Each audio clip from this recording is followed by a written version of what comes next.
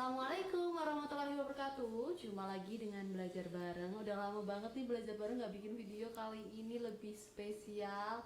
Kita menghadirkan narasumber yang udah lolos CPNS dan ingin sekali kan pastinya sharing pengalaman lulus CPNS tahun ini. Nah, sebelumnya kenalan dulu yuk. Monggo Kak kenalan. Oke, namaku Eka dari Jepara, lulusan dari Pendidikan Matematika UNES, kemudian ambil formasi CPNS di SMP 1 Gebok Kudus. Oke, umurnya berapa nih?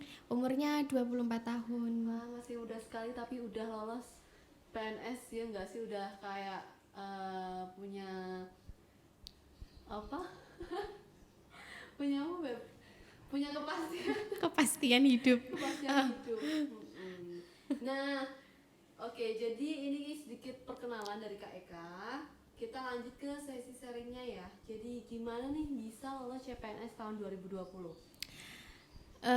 Yang pasti doa orang tua, kemudian keyakinan dan semangat dari diri sendiri, itu sih yang paling utama. Dan yang paling utama memang restu orang tua, karena sudah 2 kali daftar CPNS. Yang pertama tahun 2018 itu daftar di Batang. Mungkin karena terlalu jauh dari rumah juga, sehingga orang tua ya mengiyakan, tapi mungkin dari dalam hatinya agak sedikit gimana gitu ya. Tapi untuk yang kedua ini daftar di Kudus yang lebih dekat, restunya mungkin sudah bulat, sehingga ini juga yang melancarkan ke depannya seperti itu. Oh, berarti restu orang tua itu sangat berpengaruh ya, Ya, Kak? betul. Nah, BTW nih kan seleksinya ada beberapa tahap ya. Apa aja itu? Tahapannya yang pertama tahap administrasi. Tahap administrasi upload dokumen kayak ijazah, transkrip, foto, dan ada berkas-berkas yang lain. Itu semuanya via online. Terus setelah itu langsung lanjut ke SKD. Jadi di CPNS ini sistemnya yang administrasi sistem gugur. Jadi kalau udah nggak lolos di administrasi ya otomatis nggak lanjut di SKD. Oke. Di SKD mengerjakan 100 soal, ada soal TWK, TIU, sama TKP. Semua punya porsinya sendiri-sendiri. Kemudian setelah ada SKD lanjut lagi ke SKB. Nah, setelah SKB itu sesuai bidangnya masing-masing sih. Kalau matematika ada 80 soal, tapi yang nggak perhitungan kayak mungkin bahasa Indonesia, seni budaya, atau mungkin formasi yang lain itu 100 soal, tapi waktunya sama 90 menit. Setelah itu lolos SKB lanjut ke pemberkasan. Pemberkasan ini nanti untuk mendapatkan NIP. Jadi pemberkasan pun masih ada beberapa proses, nggak pemberkasan langsung nanti lolos ya. Kita mikirnya alhamdulillah lolos, tapi masih ada juga kemungkinan yang menyebabkan pemberkasan itu nanti tidak lolos gitu. Baik. Nah, sebelumnya untuk SKB itu soalnya kayak gimana, Kak? Kalau SKB soalnya sesuai bidangnya. Kalau aku matematika berarti soalnya soal matematika dan itu tingkatnya tingkat SMA. Jadi agak berbeda seperti yang SKB tahun 2018. Kalau yang tahun 2018 itu soalnya campur. Ada soal buat SMP, SMA sama kuliah. Dan itu kompleks banget. Soalnya 100, waktunya 90 menit dan rata-rata skornya memang nggak begitu bagus. Tetapi di tahun 2019 ini mungkin ada perbaikan, ada evaluasi. Jadi yang matematika cuma 80 soal dan tingkat soalnya hanya staraf SMA. Jadi nggak ada materi perkuliahan kayak gitu. Dan soalnya juga nggak begitu sulit sih yang tahun ini. Terus yang pedagogik mungkin kan SKB ada pedagogik sama profesional. Yang profesional lebih ke bidang studinya. Kalau aku matematika tadi, kalau pedagogik ya pembelajaran seperti apa. Nah itu yang pedagogik kalau belajar kadang suka beda versi sama temen, kayak bahasa Indonesia gitu deh soalnya. Menurut kita pendapatnya apa, tapi orang lain apa, kayak gitu. Malah Gitu bahasa aja sih. Indonesia lebih susah kayaknya daripada matematika. Iya mungkin. Nah, untuk nilai TWK, TIU, TKP gimana, Kak? Kalau untuk SKD nilai TWK-nya 100, nilai TIU-nya 155, nilai TKP-nya 144. Jadi total skornya ada Total skor yang SKD 399, kalau yang SKB 305 dari skor maksimal 400. Oh, Jadi kalau SKD total skor maksimal 500, kalau SKB-nya 400. baik, baik, baik. Nah, itu adalah skornya. Untuk tes SKD dan SKB itu berarti bedanya di ini ya, materinya. Kalau SKB lebih dikit ya soalnya ya. Ya, enggak sih, kalau yang enggak perhitungan tetap sama 100, cuman lebih spesifik. Kalau SKD kan masih TWK, TIU sama TKP. Enggak sesuai bidang kita lah, kita harus menguasai TWK. TWK ya berarti tentang Pancasila, bela negara, kayak gitu-gitu. Terus kalau TIU berarti lebih ke perhitungan yang dasar, kayak pola barisan deret, terus pecahan, kayak gitu. Yang TKP itu yang semua jawaban sebetulnya benar, tapi kita memilih jawaban yang paling benar. Nah, di situ yang perlu hati-hati karena tiap pilihan soal itu jawabannya ada skornya masing-masing. Ada yang 1, ada yang 2, 3, 4, 5 seterusnya kayak Jadi gitu. tidak ada skor 0 untuk TKP. Setiap jawaban ada skornya. Nah, untuk tips and triknya nih, gimana sih biar lulus tes SKD, SKB dan sampai pemberkasan ini versi Kak Eka? Kalau yang buat SKD itu lebih ke sering latihan soal, terutama TWK. Kalau TWK itu kalau TWK itu bukan lagi yang lots sih, soalnya memang udah tipe HOTS. Kalau lots itu kan hafalan, contohnya kayak UUD 45 pasal 3 ayat 1 bunyinya apa, udah nggak gitu lagi soalnya, tapi soalnya itu lebih ke HOTS. Contohnya yang masih aku ingat, kenapa butuh reshuffle kabinet misal, jadi lebih ke penalaran kayak gitu. Jadi tipsnya dari aku sering latihan soal sih, jadi dari jauh-jauh hari pasti sekarang di Telegram banyak grup itu, bisa ikutin di Telegram, di situ juga banyak dari berbagai daerah membahas soal CPNS, jadi bisa belajar bareng. Terus di YouTube pun sekarang udah ada contohnya di belajar bareng ini ya. Bermanfaat banget loh guys gitu. Jadi sering lihat di YouTube, sering di Telegram, kemudian gak cuma dibaca tapi menurutku juga harus ditulis. Misal aku di Telegram udah dapat 5 soal nih, berarti tak tulis di buku, tak buat catatan, sehingga seenggaknya aku udah pernah menulis, jadi otak itu udah ada rekaman kayak gitu. Nah itu udah pernah direkam kayak gitu. Terus kalau TIU sering latihan soal perhitungan-perhitungan. Kemudian kalau TKP ini sih yang agak beda ya, soalnya di setiap opsi ya kan itu ada skornya masing-masing. Jadi kita harus tahu tips dan triknya di setiap soal itu kira-kira yang poinnya 4 atau 5. Jadi kita punya target kalau soal TKP seenggaknya kita itu milih jawaban yang skornya 4 atau 5, sehingga kan nanti skornya bisa tinggi gitu. Jangan sampai kita milih yang skornya 1 kayak gitu. Nah, lebih ke latihan soal aja sih. Nah, itu tips and trick menurut Kak Eka. Dan selanjutnya gimana sih cara Kak Eka menjawab soal? Jadi ada 100 soal nih dengan waktu 100 menit. Berarti 1 menitnya kan 1 soal ya? 100 soal 90 menit. Oh, 100 soal 90 menit. Berarti satu soal berapa? Ya 1 menitan. 1 menit. Enggak ada 1 menit. Enggak ada 1 menit malah ya? Iya, Berapa second itu berarti? Oke, gimana caranya? Caranya adalah ya tadi sering latihan biar kita itu bisa baca cepat. Dan kalau membaca soal jangan pernah diulang-ulang terus, karena itu malah membuat otak kita bingung. Jadi sekali lihat soal langsung baca cepat, jawabannya apa langsung itu. Ketika ragu langsung ditulis di kertas burem, kan dapat kertas burem. Nah itu ditulis di situ yang masih ragu nomor berapa, nanti kalau masih ada waktu diulangi lagi di nomor itu yang ragu, karena nggak mungkin kita cukup untuk mengulang soal dari nomor 1 sampai 100 untuk cross check jawaban, itu nggak mungkin ada waktu. Jadi jawaban yang masih ragu langsung saja ditulis di kertas buram kayak gitu. Mungkin contoh soalnya yang TWK yang seingat aku, karena udah beberapa bulan yang lalu ya. Udah lama banget. Udah lama banget, udah Februari. Soalnya ya seperti misal di pasal berapa ada pengantarnya sih. Pasal berapa itu tentang kabinet misal. Nah, kenapa butuh reshuffle kabinet misal seperti itu. Jadi lebih ke analisis. Terus penerapan Pancasila. Sila kedua misal penerapannya tentang apa gitu. Jadi bukan lagi tentang, ya balik lagi bukan soal lots tapi sudah soal HOTS kayak gitu. Dan yang tahun 2019 ini soalnya itu jauh lebih pendek daripada soal yang 2018. Jadi soalnya paling hanya tiga tiga baris, terus jawabannya paling juga cuma satu baris. Itu yang 2019.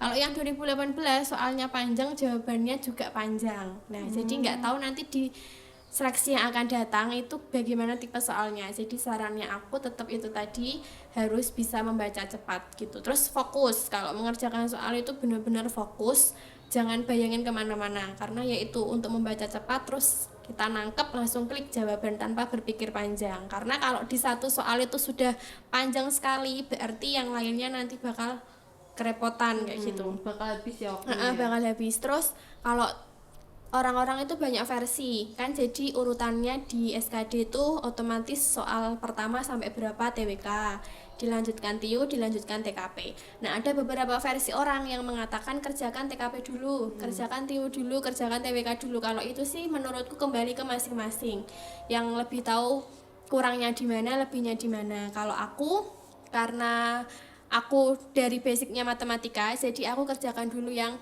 TIU. Jadi perhitungan cepat aku kerjakan dulu yang TIU, setelah itu aku kerjakan TKP, karena menurut aku di TKP ini kan butuh benar-benar pemikiran yang jernih ya, dalam arti kita harus mencari jawaban yang paling benar kayak gitu.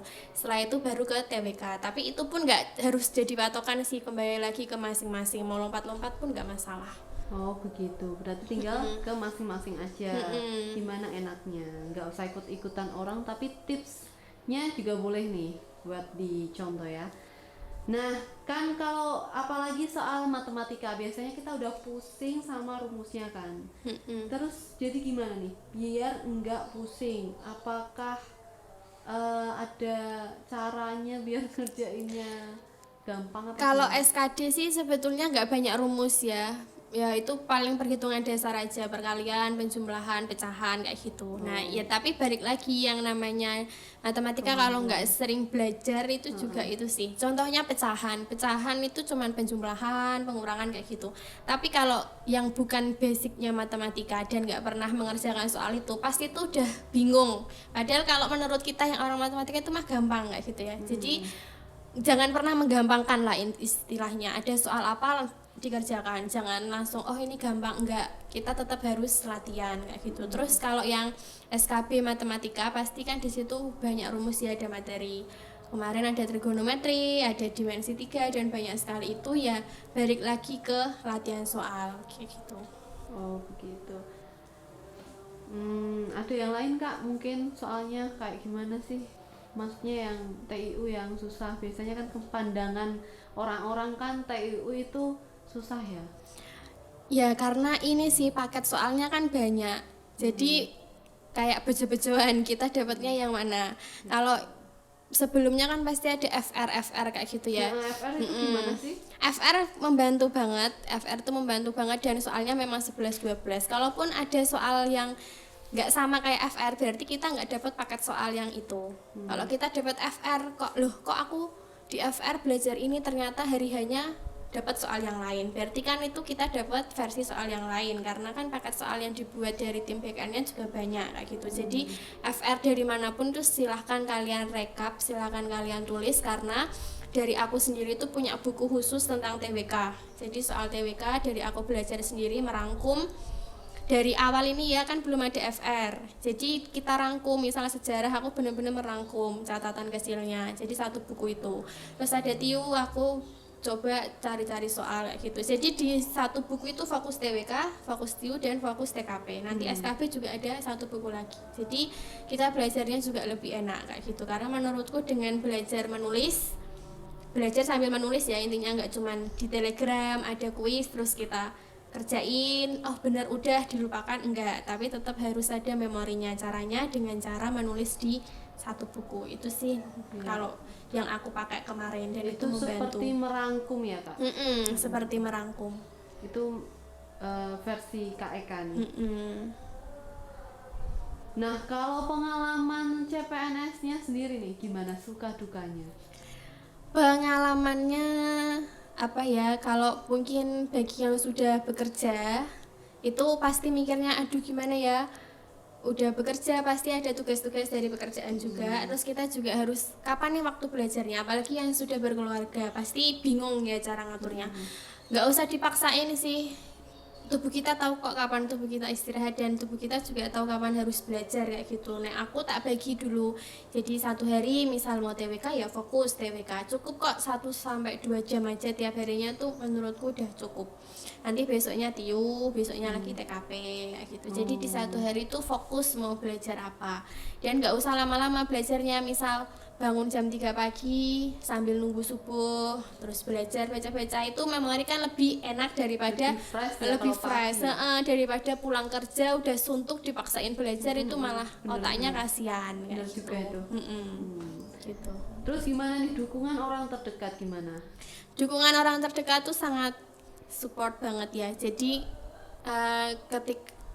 tujuan kita otomatis ingin membahagiakan orang tua, walaupun sebetulnya tidak hanya lewat jalur CPNS ini sih kita bisa membahagiakan orang tua, tapi di saat ini ketika kemarin aku daftar berarti kan gimana caranya aku harus bisa lolos kayak gitu. Jadi ketika aku melihat beliau bapak ibu, berarti aku punya dukungan, oh aku harus bisa membahagiakan mereka, aku harus lebih semangat belajar walaupun lelah habis kerja atau lelah habis apa, tapi ketika melihat mereka tuh langsung ada kayak chargingnya sendiri gitu.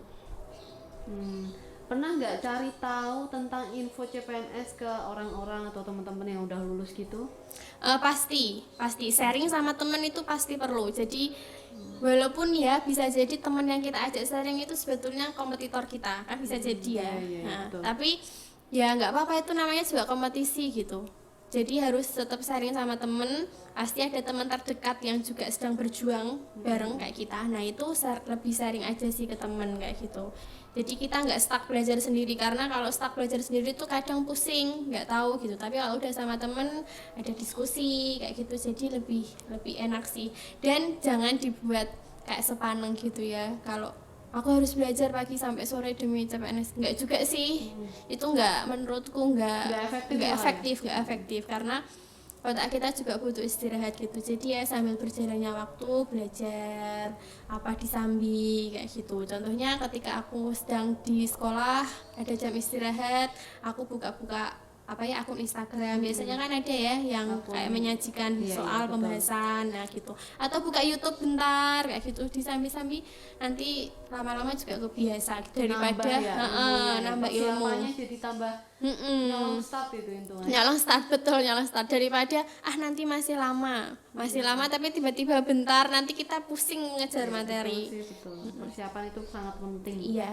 Terus tadi aku kepo deh, kalau FR itu dapetnya dari mana Kak soal-soalnya? Kalau FR itu sebetulnya dari kami yang udah tes lebih dahulu sih sebetulnya. Itu yang mengumpulkan soal FR atau menyebut soal FR? Gimana sih ceritanya kok ada FR gitu loh?